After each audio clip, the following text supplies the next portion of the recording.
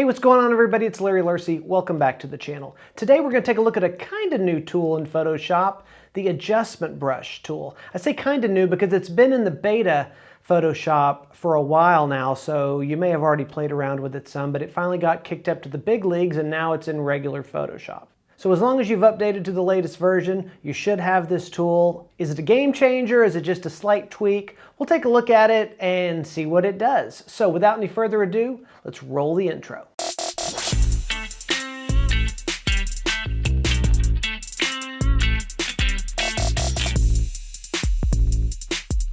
Okay, so here we are in Photoshop, and before we get going with this adjustment brush tool, a couple of things you need to make sure of. First, you need to make sure that you have the updated Photoshop. So you're going to come into About Photoshop. This is 25.9.1. You want to make sure you have that, or you may not be seeing the tool over here to the side. Also, when you do open this up for the first time after this update, you're going to get, I just did a screenshot of this one, it's going to ask you about this new tool and ask you whether you want to put it in your existing toolbar. That's what I did. I just had it added, but you can do some of these other options as well. But what it's going to do is put it right down here. You'll see there's your adjustment brush tool. You can also go under, by the way, Edit Toolbars and find it here if you don't have it, and drag it in to your extra tools. So you can find it that way, but hopefully you will get that pop up at the very beginning, and it's going to give it to you right here. It's this little brush with adjustment level icon next to it. So I'm going to show you really quickly what this is doing, and we'll just do one real quick. Just going to come over here and pick this tool. You've got all these different adjustment layers you can do, and we're going to just start with brightness and contrast. That's the easiest to start with. And what we want to look at is, for example, let's see if we wanted to just tone down this light area of her kind of neck, chest area. So if we look over here, we're just got the regular file. Nothing has happened yet. We've selected the layer we're working on, selected the brush. And the minute I touch this brush down onto her, one, you're going to see that it starts painting. But also it's going to come over here and put the adjustment with a mask already built in. Now I've got a couple of things up here. I've got my opacity set to 100, got the flow to 100. You've got all your normal brush controls up here. I don't want that much effect, so I'm just going to do Command Z to drop back out of that. And this time, before I go back in, let me just drop this down to about, I don't know, 45%. I've got a soft brush, so first thing I'm going to do again is start painting, and you can see that immediately creates a mask over here with an adjustment layer. And when I come right over here into the properties, I can see that it's basically done a brightness of plus 50, contrast of 50. But I'm wanting to darken it, so what I would do is take this down into more of a negative 30, something like that. I'm going to keep the contrast just down here. You can actually double click on that, put it at 0.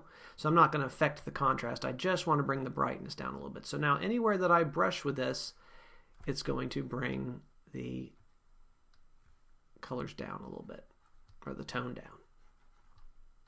And I can go through and darken just like that. So that's what it's going to do. Let's get rid of this for a second, and let me just show you what exactly it's doing kind of behind the scenes. You can understand what the tool is trying to do. It's kind of the same. If we wanted that same scenario of toning this down, we could come over here and choose brightness contrast as an adjustment layer, and it's going to create the adjustment layer with a white mask. And what we would have to do is go ahead and adjust it how we wanted. We could bring it down like that to what do we have, about negative 30, somewhere in there.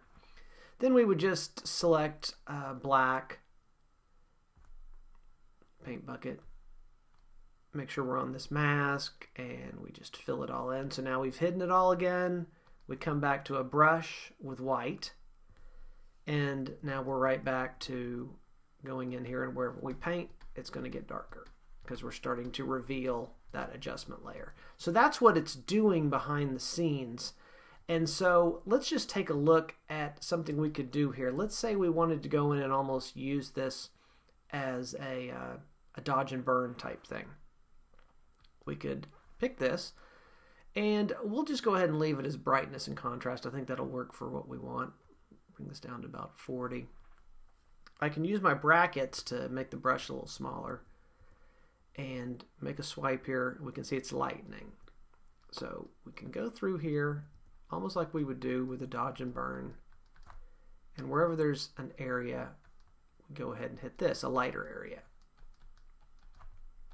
And we'll just do a quick job just to kind of see what it is I'm talking about. Okay, so now let's say we want to go through and darken some areas.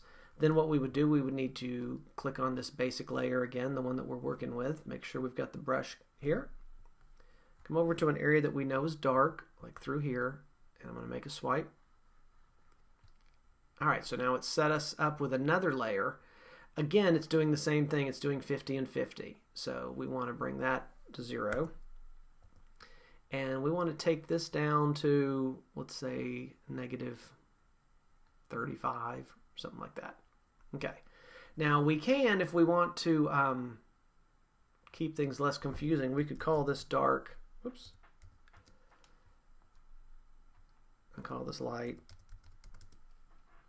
And then we would know that whenever we come through with our white brush on either of these layers, here we're going to make things darker.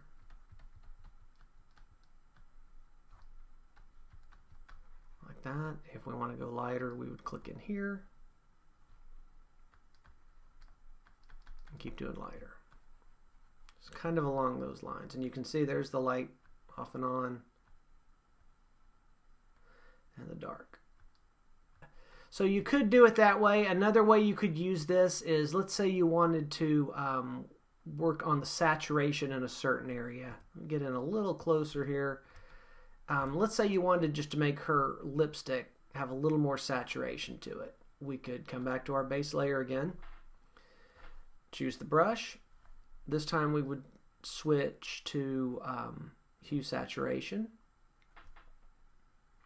Come in here and we can just, we're at about 39 opacity, that's fine. Make a swipe through here. See, it's about 30% opacity. You could also change the colors. You could do anything you wanted through here, but we're going to just leave it at a plus 30 saturation. A little smaller brush and just paint through here a little bit. And then we can turn that off and on. You can see basically we've added some saturation there. So that's what it's doing. It's basically, if you're familiar with down here with the adjustment layers, basically what it's doing is setting up an adjustment layer for you with a mask already built in and allowing you to do work like that. So that's what this tool is doing. So it's a little bit of a shortcut, not really a game changer type of tool. Sometimes Photoshop comes out with stuff that's just game changer, and I don't think this would fall into that category. But it's a nice little convenience that I think could help with your workflow. So that's the basics of how that tool works. I would encourage you to take a look at some of the other options that are available. If you're a curves person, you've got a lot of curves options here. You could do black and white, photo filter, any of these here that you might already use as a adjustment layer, you can now do through this kind of shortcut tool. So take a look at that, see what you think. So there you go. It's not really a game changer. It's more of a shortcut. It's really something that we already have access to that's kind of allowing us to do it in a more efficient way. If you do a lot of adjustment layers, it's probably going to be a big help to you. If you don't use adjustment layers, won't be that big of a deal. But it's a nice little tool, quick little shortcut that just might shave a little time off your workflow. So it's worth playing around with and seeing if it helps. But that's it for this episode. Hope you found that interesting, and I will see you again soon. Take care. Bye-bye.